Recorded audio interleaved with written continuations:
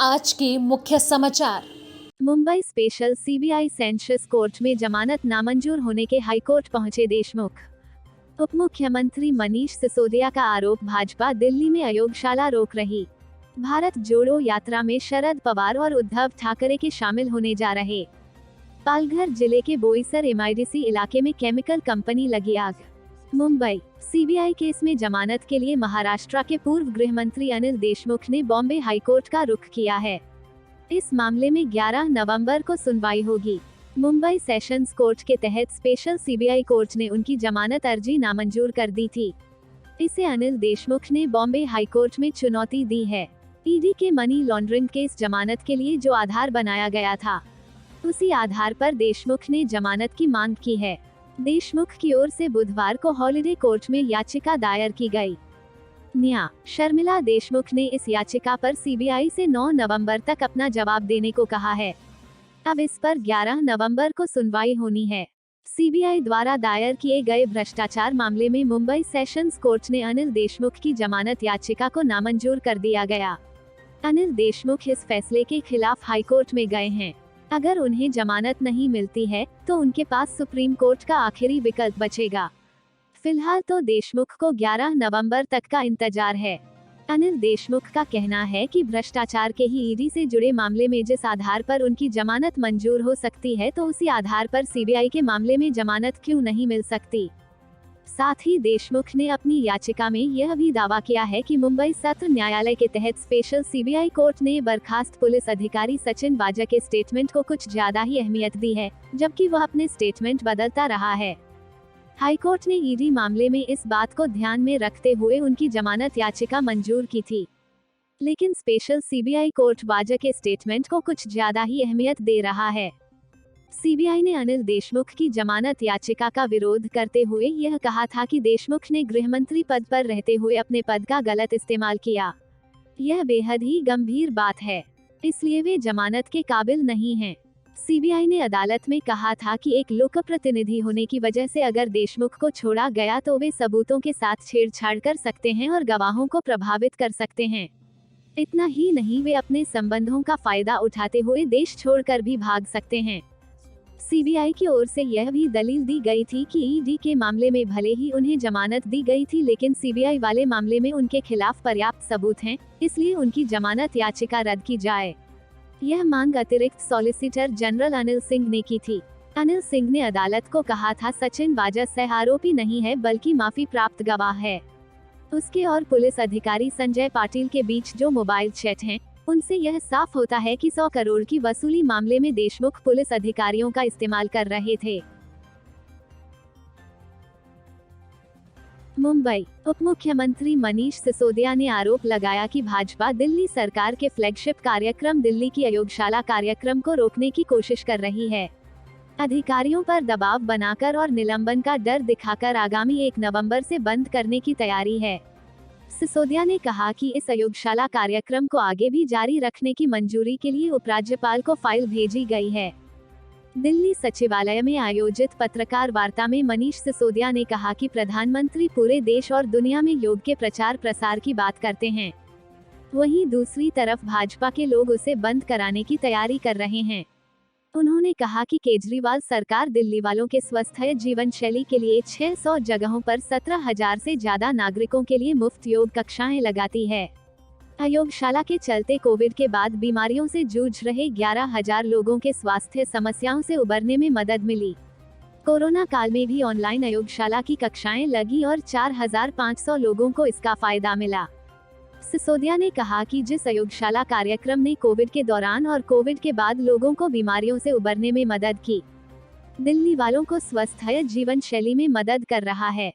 केजरीवाल सरकार के उसी कार्यक्रम को भाजपा द्वारा बंद करने की साजिश रची जा रही है। उन्होंने कहा कि मुद्दे की गंभीरता को देखते हुए मैंने मुख्यमंत्री से इस पर चर्चा की। उन्होंने कहा कि हम किसी कीमत पर इसे बंद नहीं होने देंगे, इसलिए कार्यक्रम आगे वैसे ही जारी रखने के लिए उपराज्यपाल को मंजूरी के लिए फाइल भेज दी है।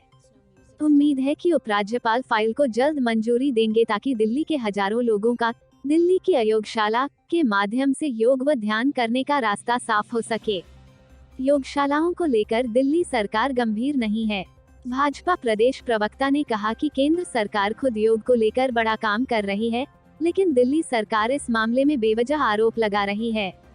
दिल्ली भाजपा के प्रवक्ता प्रवीण शंकर कपूर ने कहा कि उप मुख्यमंत्री मनीष सिसोदिया को अपनी सरकार की विफलताओं के लिए भाजपा एवं केंद्र सरकार पर दोषारोपण करने की आदत है।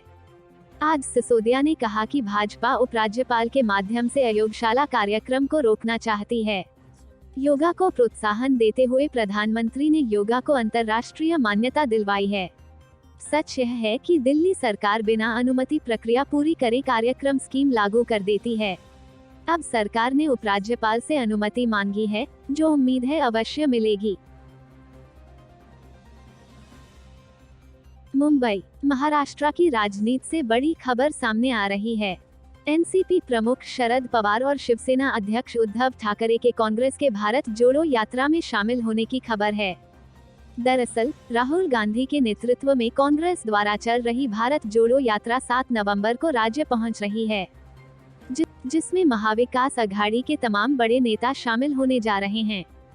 सभी नेताओं का महाराष्ट्र से महाविकास अघाड़ी की सरकार जाने के बाद यह पहली बड़ी मुलाकात होने जा रही है।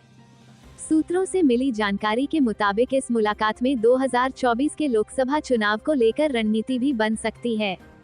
भारत जोड़ो यात्रा के बारे में पूछे जाने पर शरद पवार ने कहा, देश में सामाजिक समरसता बहाल करने के लिए कांग्रेस द्वारा भारत जोड़ो यात्रा की पहल एक अच्छी कोशिश है, इसलिए हमारे नेता इस यात्रा में शामिल होंगे।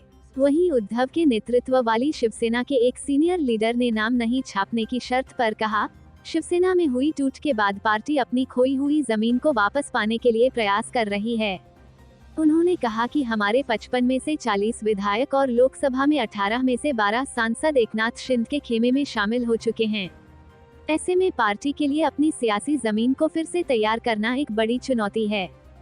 कांग्रेस की भारत जोड़ो यात्रा 7 नवंबर को महाराष्ट्र के नांदेड़ से होते हुए राज्य में प्रवेश करेगी।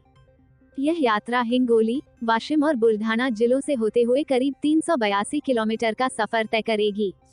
इस यात्रा के दौरान कांग्रेस द्वारा नांदेड़ और बुल्ढाना के शेगांव में रैलियों का आयोजन किया जाएगा। इस यात्रा में बारामती सांसद और पवार की बेटी सुप्रिया सुले और उद्धव ठाकरे के बेटे आदित्य ठाकरे शामिल होंगे। इससे पहले कांग्रेस के वरिष्ठ कांग्रेस नेताओं बाला साहेब थोराट और अशोक चव्हाण ने सहयोगी दलों के साथ मुलाकात कर यात्रा में शामिल होने की अपील की थी। थोराट ने कहा, भारत जोड़ी यात्रा का भारत में सामाजिक और सांप्रदायिक सद्भाव बहाल करने का एक बड़ा राष्ट्रीय एजेंडा है। कांग्रेस नेताओं ने यात्रा में पवार और ठाकरे गांधी से मुलाकात किए जाने की पुष्टि की है। मुंबई, महाराष्ट्र में पालघर जिले के बोईसर MIDC इलाके में बॉयलर फटने से एक केमिकल कंपनी में आग लग गई। आग की चपेट में आने से 2 लोगों की मौत हो गई, जबकि 11 अन्य घायल हो गए। आग लगने की सूचना मिलते ही फायर ब्रिगेड की गाड़ियां और अग्निशमन कर्मी मौके पर पहुंच गए। आग बुझाने की कोशिश की जा रही है। कई लोगों के फंसे होने की आशंका है। जानकारी के मुताबिक पालघर पुलिस ने बताया कि बुधवार को आग की चपेट में आने से 2 लोगों की मौत हो गई है और 11 घायलों को शिंदे अस्पताल बोईसर में भर्ती कराया गया है। जनवरी 2022 में मुंबई के ताड़देव इलाके में भाटिया अस्पताल के करीब स्थित 20 मंजिला कमला बिल्डिंग में आग लगने से 7 लोगों की मौत हो गई थी। पीएम नरेंद्र मोदी ने मुंबई में हुए इस हादसे में जान गंवाने वालों के परिजनों के लिए PMNRF से प्रत्येक को 2 लाख रुपए की अनुग्रह राशि देने की घोषणा की। मुंबई की मेयर किशोरी पेडनेकर ने बताया, 6 वृद्ध लोगों को ऑक्सीजन सपोर्ट सिस्टम की जरूरत थी और उन्हें अस्पताल में स्थानांतरित कर दिया गया है। आग बिल्डिंग की 18वीं मंजिल पर लगी थी और धीरे धीरे ये फैलती चली गई। ये लेवल 3 की आग बताई गई थी। इससे पहले मुंबई के घाटकोपर इलाके में भी आग लगने की खबर आई थी। यहाँ स्थित एक गोदाम में आग लगी थी। ये आग इतनी भीषण थी कि ऊंची ऊंची लपटें उठने लगी थी। पूरे आसमान में धुएं का गुबार फैल गया था। आग की लपटों से कई झुग्गियां भी जलकर खाक हो गई थी। अक्टूबर 2021 में मुंबई के करी रोड पर एक बहुमंजिला इमारत में आग लग गई थी। इस हादसे में एक सुरक्षा गार्ड की गिरकर मौत हो गई थी। शहर में एक 61 मंजिला आवासीय भवन की 19वीं मंजिल पर आग लगने के बाद एक सुरक्षा गार्ड एक फ्लैट से नीचे गिर गया था, जिससे उसकी मौत हो गई थी। इस घटना का वीडियो इंटरनेट मीडिया पर भी वायरल हुआ था। जिसमें शख्स गिरने से पहले बालकनी से लटकते हुए दिख रहा था। Bureau report, Mumbai.